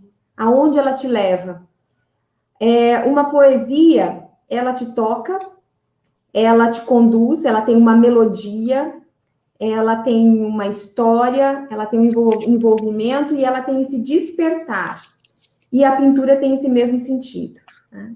Ela tem esse mesmo, muitas vezes não traduzidas em palavras, né? Não é essa materialização, mas através da imagem, ela te leva a um momento de êxtase, ela te leva a um momento de profundidade. Então, eu considero sim, e a gente tem umas experiências muito legais, assim, sabe? Tem uns projetos de escolas, de universidades, que já trabalharam a arte, e aí a gente tem eu falo que é o caminho de ida e o caminho de volta. Uma arte que surge a partir de uma poesia, e uma poesia que surge a partir de uma arte, de uma imagem, de uma pintura. E já teve professoras de escolas públicas aqui de Sinop que trabalharam isso, né? Colocaram a imagem e o aluno foi desenvolvendo a poesia em cima. Então, saem coisas surpreendentes, que muitas vezes isso acontece muito quando o artista faz uma obra, termina uma pintura. A minha intenção foi para realizar aquele trabalho. E como eu falei no início, a liberdade de expressar e interpretar faz com que a pessoa pare diante daquela obra e faça uma interpretação completamente diferente do que era a minha intenção quando eu criei aquele desenho. E aí surgem essa linguagem diferente, surge essa interpretação diferente, esse sentimento diferente diante da imagem, que daí tem isso que eu falei para você, esse caminho de ida e volta, a poesia que surge das artes plásticas e as artes plásticas que surgem da poesia. É belíssimo esse caminho. Que bacana. Ô, Mário, eu sei que você tem aí um estúdio, né, de pintura e tal, não sei nem se é essa palavra, né, estúdio, mas já chegou alguém pedindo para você uma pintura que às vezes nem sabia explicar o que queria? Já. O que acontece assim, eu trabalho algumas obras sob encomenda, desde que elas façam parte da minha temática. Então, às vezes eu brinco com o cliente assim, olha, eu não vou pintar uma paisagem de montanha com gelo, porque isso não faz parte da minha vivência, entendeu? Isso vai se transformar numa cópia, isso para mim não tem sentido nenhum. Então, todas as obras são únicas, não são cópias, e elas têm que ter uma relação com a minha vivência. Então, eu quero uma paisagem, beleza, do Teles Pires, de alguma parte aqui da nossa região, um rio, uma mata, animais que a gente tem aqui, ou questão indígena, ou fiz muitas obras do cotidiano, que são das ruas de Sinop. Então, assim, se tem uma relação com o que eu já trabalho, da arte sacra também, que é ilimitada, sim, a gente faz esse trabalho. Agora, às vezes, a pessoa realmente já aconteceu, assim, de vir com alguma coisa que sonhou. Então, é difícil, porque você, às vezes, até decepciona a pessoa. Porque eu falo para você, assim, eu te contar um sonho, Alex, a sua criatividade vai imaginar esse cenário de uma forma, a minha vai imaginar de outra, né? Então, isso é muito complicado. Então, assim, trabalho, sim, dentro dessa temática que faz parte. E, assim, e ainda tem uma outra questão. Muitas vezes eu falo assim, olha, eu tenho que ter a liberdade de criar dentro do tema que a pessoa quer e o cliente a liberdade de gostar, né? Então, é muito livre isso, porque mesmo me colocando o tema, eu quero uma paisagem de um rio aqui, eu tenho que ter a liberdade de criar essa paisagem, senão fica uma coisa mecânica, não sai uma obra interessante, é impressionante, assim, não flui, sabe? Então, o artista tem que ter a liberdade de criar e a pessoa a liberdade de gostar. Por quê? Às vezes, acontece muito modismos, tá? Porque agora estão usando na parede um negócio de não sei de que cor. Então, não é arte. Então, é algo para pendurar na parede. A arte é aquilo que não combina com nada, não precisa combinar com nada na sua casa, tá? Não existe modismo. Existe aquela obra que você vai parar diante dela e você vai se identificar e falar, gente, amei, isso aqui, adorei, quero isso aqui na minha vida. Então, por quê? Uma obra, ela é para durar no mínimo 500 anos. Então, é algo que você vai adquirir, que vai passar para os seus filhos, para os seus netos, para os seus bisnetos, para os seus tataranetos. Então, é algo que você tem que se identificar. Tem que ter uma história com você, né? Então, você parou de, como comentei no início, parou diante da obra, você tem uma experiência, né? Então, as pessoas às vezes interpretam isso de uma forma errônea, né? Então, arte é algo que não tá para combinar para nada, realmente é para acalentar a sua vida, né? Para trazer uma experiência e para que você tenha isso na sua casa, para uma história, fazer parte realmente não é algo que você coloca, não combina mais e vou descartar, até porque quando você adquire uma obra, ela existe uma valorização, né?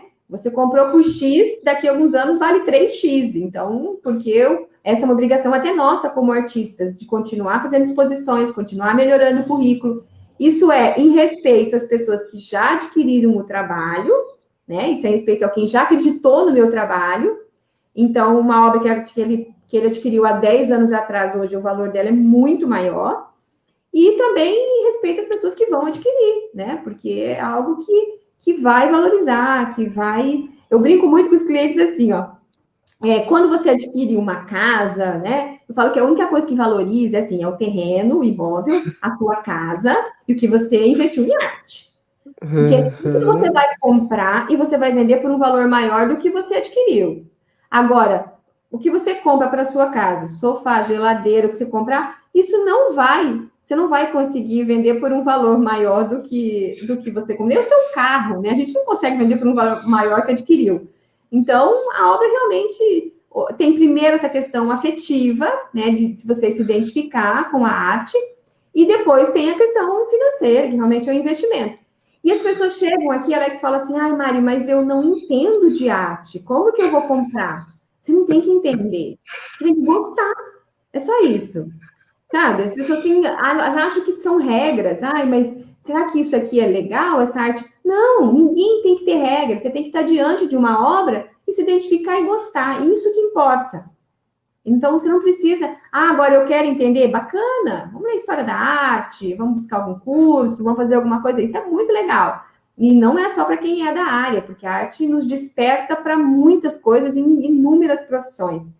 Então, realmente é uma busca que você pode, um estudo que você pode ter como algo paralelo, né? Mas, a princípio, você não precisa entender de arte para adquirir arte, né? Ou para apreciar, ou para estar diante de uma obra, né? Você praticamente adivinhou minha próxima pergunta, que é a questão da valorização da arte, né? Mas eu vou pular, então, já a gente volta nela para fazer esse engate, mas eu queria, assim, sobre você aí, uma artista super valorizada. Nesses últimos anos, a gente vem, querendo ou não, tendo boicote em diversas exposições aí, as pessoas parecem que estão enlatadas, né? Tipo assim, se não for desse jeito, não é arte. Você já falou para nós o que é arte, né? No começo, mas eu queria saber de você, o que você está vendo nesses últimos anos que, querendo ou não, afetou o mundo aí artístico, né? O mundo de arte, nessa visão bem conservadora, nessa linha conservadora, né? Querendo interromper uma, incentivando uma outra, né? Mas, assim, em seu conhecimento, você acha que as pessoas estão valorizando mais a arte ou não? E o que você acha desses boicotes nessas exposições? Bom, eu acho que com o acesso à internet, as pessoas começaram a ter um contato maior com a arte, tá? Em todos os sentidos. Então, isso foi um lado positivo, tá? O que antigamente na escola, minha época de escola, a gente mal tinha umas imagenzinhas de obra nos livros e olha lá, né? E difícil acesso a museus, a galerias, e hoje a gente tem isso tudo virtual. Então, a pessoa que quer ter acesso ao museu, ela tem aqui, tá fácil, né? Tá na sua mão, tá no celular. Então, esse é o lado positivo. O lado negativo é que, por mais que nós nos consideramos, nós estamos na homem moderna, nós somos contemporâneos, assim, somos pessoas livres, mentalidades livres. Quando acontece alguma coisa na área da arte, você percebe que não é bem assim. Primeiro que as pessoas ainda estão muito restritas a não dar essa liberdade, não entender que tem a liberdade de expressão e a liberdade de interpretação, acham que a coisa tem, como você falou mesmo, enlatadinho ali, no quadradinho, tem que ser assim a arte tem que ser dessa forma, então não é arte, né? E isso, quando eu falo de arte, Alex, eu não estou falando só de pintura, eu estou falando da música, eu estou falando do teatro, eu estou falando do cinema, eu estou falando da escultura, então, de tantas outras expressões que se criam normas e regras que tem que ser assim. Tem que ser assim o que eu gosto. Se eu não gosto de outro, tem estilos de música que eu não gosto, mas deixa a música existir, eu vou lá escutar que eu gosto, né? Então, deixa aquela arte se expressar, tem público, a pessoa está fazendo aquilo por algum motivo, ela tem aquilo nela, né? Então, deixa se expressar, e eu vou buscar com o qual eu me identifico. Então, a gente tem esse lado negativo, que quando acontece uma coisa, a gente vê o quanto as pessoas têm ainda muitas opiniões enraizadas e não estão ainda livres, ou não estão dando liberdade para as expressões. E aí a gente ainda tem a liberdade da internet, que é muito mais fácil hoje julgar, né? É muito mais fácil hoje falar, porque está todo mundo escondidinho atrás do celular, atrás de um computador. Então, ficou muito mais fácil dar a opinião sai assim, sem pensar, né?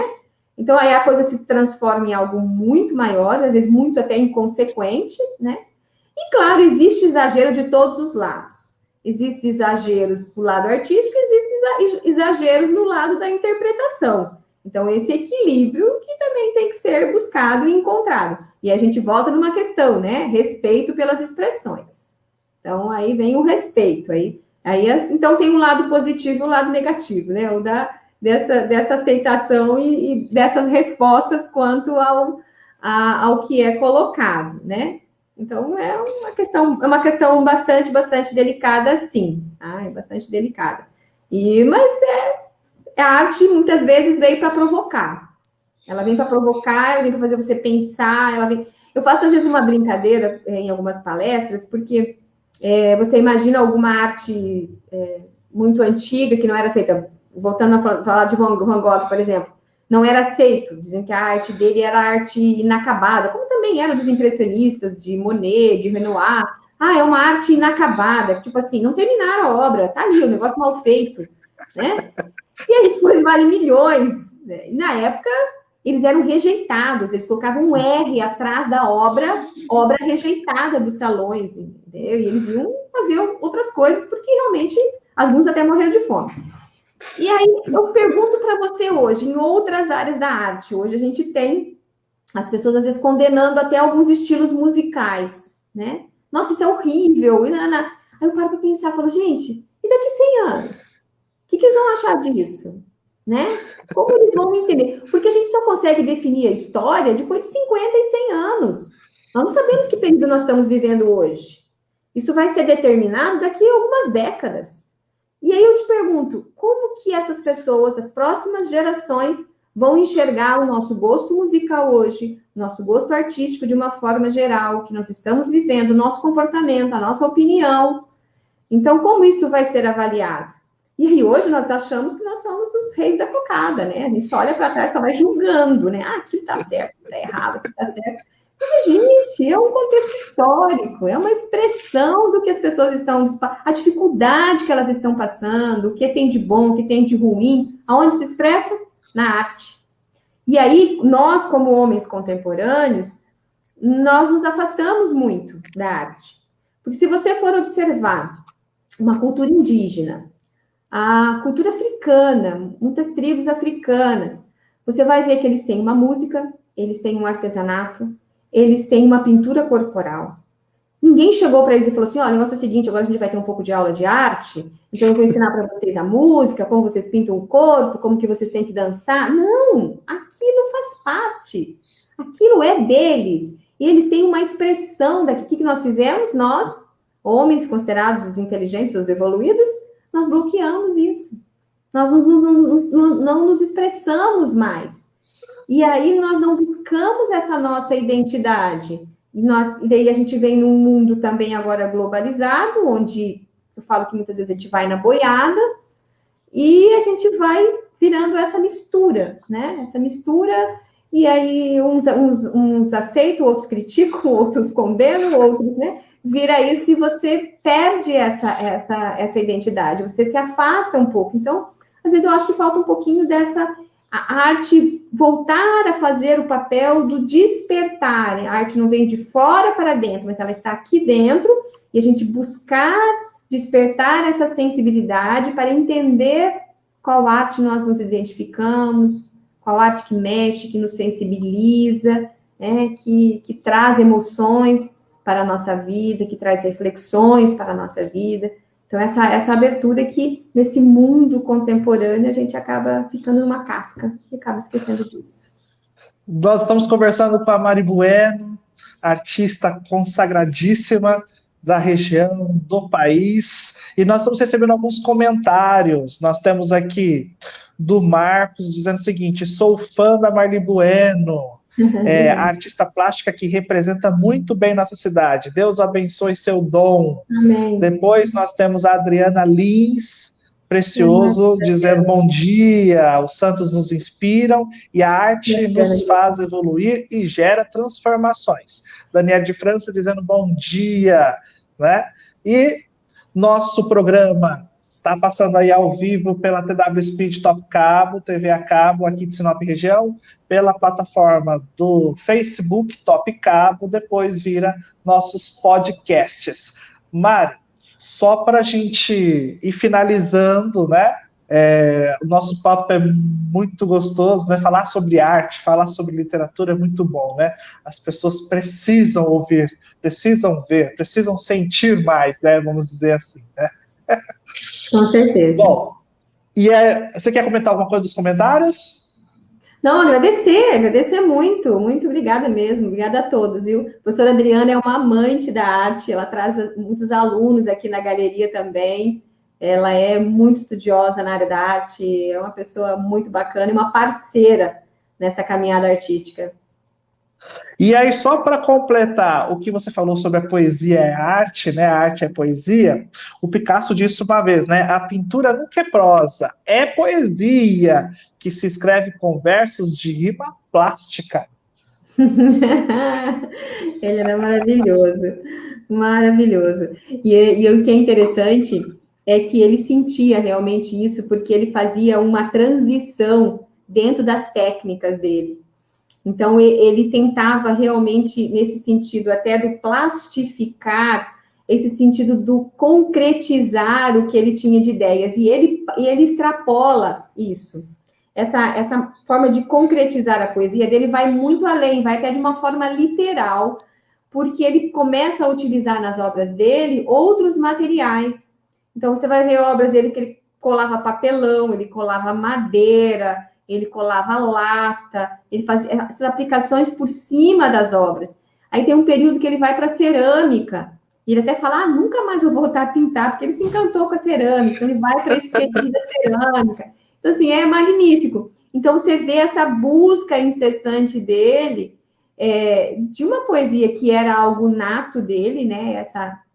Essa musicalidade dele, esse poema, e ele vem transformando isso e materializando literalmente isso nas obras, sabe? Ele não fica numa dimensão só. Ele busca realmente dar volume a tudo isso e dar movimento à obra dele através de materiais também que ele inusitados, né? Que as pessoas achavam que tá ficando louco.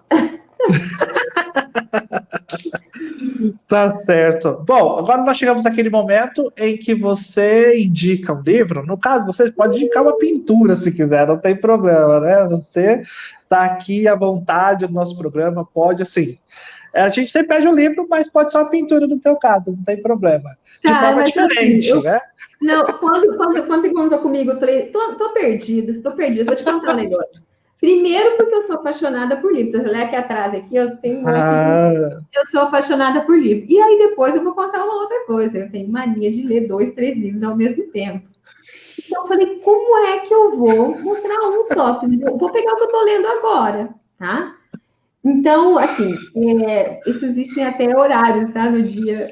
Então, o livro da manhã, o primeiro livro da manhã que eu estou lendo agora, é esse aqui, ó, que é um livro sobre a história da igreja. Ele é muito bacana, porque ele é todo José Artolino Bessem, porque ele tem umas ilustrações, mas ele é uma linguagem, assim, muito direta, né? Porque é uma história de 2000 anos, você vê que não é um livro muito grosso, então é uma linguagem muito resumida, muito direta, mas é bem bacana, assim, sabe? Eu tenho uns outros, depois que já estão separados, que vou para uma linguagem um pouco mais aprofundada e tal.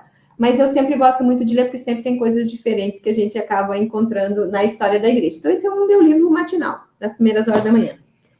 Durante o dia, eu estou fazendo uma pesquisa nesse que eu amo, tá? Que eu estou fazendo um trabalho agora, que é a História da Arte do Combridge. É um livro excelente para quem quer estudar a história da arte, que é um dos melhores livros que nós temos hoje no mercado. Então, esse hoje está na minha mesa, porque essa semana ficou um livro de pesquisa. Eu estava montando umas aulas, e aí esse que ficou o meu livro de pesquisa da semana. E aí, antes de dormir, tem o livro da noite. Eu ganhei dos meus filhos, do Dia das Mães, esse daqui, ó, da Michelle Obama. Conta a história dela. É muito legal, assim, sabe? Conta desde a infância e ela que vai relatando, ela vai contando as dificuldades, as superações, né? Então, assim, é admirável, assim, é um exemplo de vida e de mulher, né? De onde ela chegou e da forma como ela encara a vida, né? Como ela contornou as dificuldades e como ela superou, né, vários obstáculos que apareceram desde a infância dela. Então, é muito bacana, foi um presente dos meus filhos do Dia das Mães, então esse aqui é a leitura noturna. Então eu falei, bom, eu vou mostrar o que eu tô no momento aqui, tá? Mas eu tenho mania disso, tá? Eu tenho mania de ler 2, 3 ao mesmo tempo, assim, então sou apaixonada. Fora a pilha que tem ainda para ler, né? Que a gente acaba, às vezes, adquirindo mais do que dá conta de ler. Mas é apaixonada pelos livros mesmo. Adorei as indicações, assim, isso é muito bom, né? Então, assim, eu tinha certeza que você ia apresentar um livro, porque, assim, a gente percebe como você é inteligentíssima, né? O modo de falar, o modo de se expressar, traz para a gente, assim, uma alegria imensa de bater sempre um bom papo contigo, ou seja, não parar de bater papo, né? E nós estamos chegando ao final. Quero agradecer ao telespectador que nos acompanhou hoje. Nós fizemos um Literoco especial, 2 horas basicamente de programa. Iniciamos com a Ana Helena Tavares, biógrafa do padre Pedro Casaldáliga, né? Muito importante agora a gente falar mais sobre o Pedro e, como ela falou, termos mais Pedros, né? E em seguida nós tivemos a Mari Bueno, grande artista, reconhecidíssima, inteligentíssima, né? Então eu estou colocando tudo muito isso aqui para mostrar como eu gostei de bater um papo contigo. E você tem agora 2 minutos para suas considerações finais, fazer o que você quiser aí nesses 2 minutos. Bom, primeiro eu quero agradecer seu convite, adorei o bate-papo também, muito bom, né? Falar sobre arte, falar sobre literatura, sobre poesia, é sempre muito bom. E deixo o convite também, a gente tem um espaço, que é a galeria, que é um espaço aberto à visitação, né? A gente faz também um trabalho social com esse espaço, que é receber as escolas, receber as faculdades, para que as pessoas tenham contato com a arte, né? A gente não pode exigir que as pessoas amem o que elas não têm contato. Então, a gente passa a amar aquilo que a gente conhece. A gente passa a amar aquilo que a gente pode ver, que a gente pode vivenciar. Então, muitas vezes a gente fala, puxa, não tem cultura, não tem arte, mas a gente precisa também fazer com que ela chegue até as pessoas. Então, esse espaço aqui é um dos propósitos dele, é essa parte social, de realmente estar com as obras aqui. As pessoas podem vir, trazer família, trazer as crianças, e venham passear no espaço para ter esse contato com a arte. A gente sempre coloca obras diferentes, tem todas as temáticas, amazônica, tem sacra. Então, fica esse convite para que a gente faça essa caminhada, né, do despertar na arte, porque quando falo até com os jovens, eu comento que hoje diploma está muito mais acessível, né, as pessoas têm um acesso muito mais fácil para uma faculdade, para um curso superior. Então, o que vai diferenciar as pessoas no mercado de trabalho é a criatividade. E a criatividade a gente consegue tendo contato com a arte, em todos os sentidos, né? A arte de todas as áreas. Então, a arte realmente ela tem um papel de despertar, e que a gente busque isso, né? No dia a dia, independente da nossa profissão, a gente busca esse despertar da arte para aprimorar, né? Para que a nossa sensibilidade se aflore e a gente possa realizar muitas coisas. Tá? Muito, muito obrigada. Você citou um ponto muito importante sobre a criatividade. Eu falo isso o tempo inteiro para os meus alunos, né? Eu falo para eles o seguinte, que hoje você pode, assim, quantos advogados nós temos em Sinop? Quantos arquitetos? Quantos engenheiros? Então, quem vai diferenciar não é o diploma, porque todo mundo tem a mesma formação. É a criatividade. Como é que a pessoa vai chegar e você fala assim, ó, quero uma casa decorada assim, e você não puder imaginar, você vai copiar, você é fraude. Né? Então, a criatividade tem que ser estimulada o tempo inteiro mesmo. Você citou um ponto muito bacana, Mari. Independente da profissão, né? É um todo, faz parte de... Tem que estimular, sim. Então, tá certo. E você, telespectador, muito obrigado por ter acompanhado conosco esse Literocos especial. Quero agradecer a Mari Bueno, a Ana Helena Tavares por estar aqui conosco. Próximo sábado a gente volta às 10 com mais bate-papo sobre arte, sobre vida, sobre literatura. Muito obrigado, Mari Bueno. Obrigado, telespectadores. Literocos. Até mais. Até.